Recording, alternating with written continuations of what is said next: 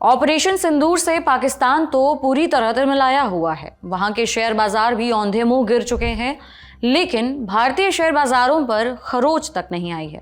आज खर्चा पानी में बात इसी पर जानेंगे पाकिस्तान के शेयर बाजारों का हाल, भारतीय शेयर बाजारों का रिएक्शन और इतिहास के पन्ने पलटते हुए ये भी बताएंगे कि इससे पहले भारत पाकिस्तान के बीच जब जब तनाव की स्थिति बनी है तब तब शेयर बाजारों ने कैसे रिएक्ट किया है, और आगे बताएंगे कि बाजार की नजर आगे किन संकेतों पर होगी। नमस्कार, मेरा नाम है उपासना और आप देख रहे हैं खर्चा पानी। सोनाटा।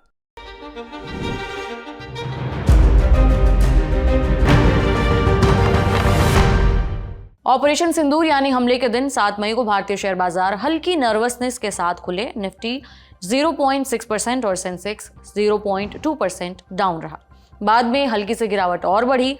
रिटेल से लेकर बड़े संस्थागत निवेशक और यहां तक कि एनालिस्ट सभी की नजरें इंडेक्स की चाल पर थीं कि बाजार में क्या भारी गिरावट होगी या नहीं, लेकिन ऐसा नहीं हुआ। हल्की गिरावट हल्की ही रही, भारी नहीं हुई। सुबह 11 बजे के आसपास सेंसेक्स करीबन 141 अंक या फिर परसेंट में 0.18% नीचे जाकर 80,499 के लेवल पर पहुंच गया। इसी तरह निफ्टी 50 36 अंक या फिर परसेंट में कहूं 0.15% डाउन होकर 24,343 के लेवल पर आ गया। लेकिन कारोबार के आखिर में बाजार पॉजिटिव जोन में जाकर बंद हुआ। निफ्टी 50 34 अंक के आसपास करीबन 24,414 के लेवल पर और सेंसेक्स 105 अंक के आसपास बढ़कर 80,746 के लेवल पर बंद हुआ।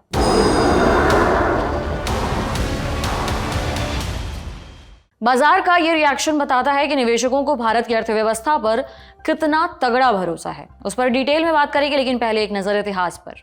आंकड़े बताते हैं कि इससे पहले जब भी भारत पाकिस्तान के बीच सैन्य कार्रवाई हुई है, मार्केट ने ज्यादा रिएक्ट नहीं किया है। इकोनॉमिक टाइम्स की रिपोर्ट के मुताबिक सीमा पर जब भी तनाव की स्थिति बनती है तो मार्केट पैनिक में रिएक्ट करने की बजाय सिग्नल पर रिएक्ट करते हैं। मतलब आगे के डेवलपमेंट कैसे हो रहे हैं उसके आधार पर निवेशक फैसले लेते हैं। 1999 में कारगिल वॉर, 2001 में पार्लियामेंट अटैक, 2008 में मुंबई टेरर अटैक, 2016 में उरी सर्जिकल स्ट्राइक और 2019 में बालाकोट एयर स्ट्राइक। इनके समय निफ्टी औसतन 5.27% तक डाउन हुआ था। 5 में से 4 मामलों में बाजार ने अगले 6 महीनों में बढ़िया रिटर्न कमा कर दिया है। स्क्रीन पर आपको जो चार्ट दिख रहा है उसमें आप और डिटेल में देख सकते हैं जब जब भारत पाकिस्तान के बीच इस तरह के क्लैश हुए हैं उस दौरान शेयर मार्केट ने कैसे रिएक्ट किया है। मैंने आपको इंसिडेंट्स के 1 महीने बाद का डेटा बताया है। स्क्रीन पर दिख रहे चार्ट में आपको इंसिडेंट से 1 महीने पहले, इसके 1 महीने बाद, 3 महीने बाद, 6 महीने बाद और 12 महीने के बाद तक का डेटा दिया हुआ है। आप खुद देख सकते हैं कि बाजार ने अगले 6 महीनों तक में, 1 साल तक में कैसा रिएक्ट किया है। सिर्फ एक इंसिडेंट जो रहा है पार्लियामेंट अटैक का 2001 में, उसकी रिकवरी में बाजार ने समय लिया है। बाकी 5 में से 4 मौकों में बाजार अच्छी तरह से रिकवरी करके बाउंस बैक किया है। बजाज ब्रोकिंग के मुताबिक साल 1999 और 2008 के हमलों के बाद मार्केट ने 35% तक का रिटर्न दिया है। 26 फरवरी 2019 को जब इंडियन एयरफोर्स ने बालाकोट में आतंकी ठिकानों पर हमले किए थे तब भी सेंसेक्स 239 अंक और निफ्टी 44 अंक गिरा था। लेकिन अगले ही दिन सेंसेक्स 165 अंक ऊपर आ गया। और अब पाकिस्तान के बाजारों का हाल, जो हमेशा की तरह इस बार भी बुरे हाल में है। ऑपरेशन सिंदूर के बाद पाकिस्तान का benchmark index Karachi stock exchange 7 मई को क्रैश कर गया। KSE 100 इंडेक्स कारोबार के दौरान 6500 अंक जितनी गिरावट लेकर परसेंट में करीबन 6% जितना टूट गया। भारी बिकवाली की वजह से ट्रेडिंग कुछ समय के लिए रोकनी पड़ी। हालांकि कारोबार के आखिर में कुछ रिकवरी आई। Investing.com के मुताबिक KSE इंडेक्स करीबन 3,521 अंक डाउन या फिर परसेंट में 3% नीचे जाकर 1,10,000 के आसपास बंद हुआ। तो अब सवाल ये कि आखिर ऐसा क्या है जिस सैन्य कार्रवाई की खबर से पाकिस्तानी शेयर बाजार की कमर टूट गई, भारतीय शेयर बाजारों को उससे बिल्कुल फर्क नहीं पड़ा। वजह साफ है, ग्लोबल इन्वेस्टर भारत को अपनी जमा पूंजी के लिए एक सुरक्षित बाजार की तरह देखते हैं। यहाँ वृद्धि की अपार संभावनाएं हैं, जबकि पाकिस्तान अपनी अर्थव्यवस्था को चलाने के लिए संघर्ष कर रहा है। बेतहाशा महंगाई, IMF यानी इंटरनेशनल मॉनेटरी फंड से लोन, राजनीतिक अस्थिरता, उसकी इकोनॉमी को कमजोर बनाए हुए हैं। क्वेस्ट इन्वेस्टमेंट एडवाइजर्स में पोर्टफोलियो मैनेजर अनिरुद्ध सरकार ने बिजनेस पोर्टल मिंट से बातचीत में कहा कि पहलगाम हमले के बाद पाकिस्तान और भारत में 2 सप्ताह से भू राजनीतिक तनाव चल रहा है।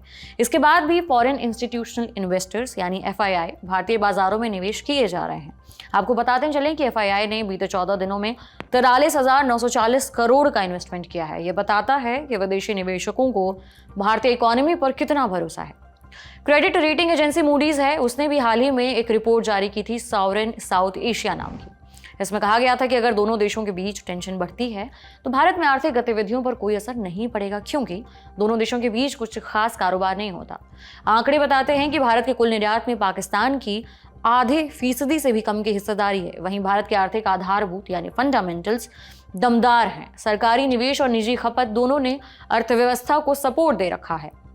जियोजीत इन्वेस्टमेंट्स में chief investment strategist doctor VK Vijay Kumar ने कहा कि भारत के स्ट्राइक उकसाऊ किस्म के नहीं थे, सिर्फ चुनिंदा जगहों पर आतंकी ठिकानों पर ही हमला किया गया। निवेशकों ने इसे पॉजिटिव इंडिकेटर की तरह लिया। उनके मुताबिक मार्केट में पहले ही भारतीय स्ट्राइक की वजह से होने वाली कटौती हो चुकी है। इसके अलावा निवेशक हमेशा आगे की राह देखते हैं। जब तक विवाद खिंचता नहीं है, युद्ध जैसी स्थिति नहीं बनती है जिससे कि ट्रेड, महंगाई, करेंसी या फिर कैपिटल पर डायरेक्ट असर ना दिखे, तब तक निवेशक बिकवाली नहीं करते हैं। एक्सपर्ट्स का मानना है कि अगर दोनों देशों के बीच तनाव और गहराता है या पाकिस्तान कोई कदम उठाता है तब गिरावट बढ़ सकती है। कोटक सिक्योरिटीज में equity research head Shrikant Chauhan ने कहा कि भारतीय बाजारों में बीते 15-16 दिनों से रैली दिख रही थी, जो भारत पाकिस्तान के बीच तनाव बढ़ने से थम गई। उन्होंने कहा कि अगर भू राजनीतिक तनाव और बढ़ते हैं तो निफ्टी 200 से 400 अंक ही टूट सकता है। इससे ज्यादा कोई भारी गिरावट नहीं दिखेगी जब तक कि युद्ध जैसी स्थिति नहीं बन जाए। बहरहाल आज के बुलेटिन में इतना ही। देश दुनिया के तमाम अन्य खबरों के लिए देखते रहिए ललन टॉप। शुक्रिया।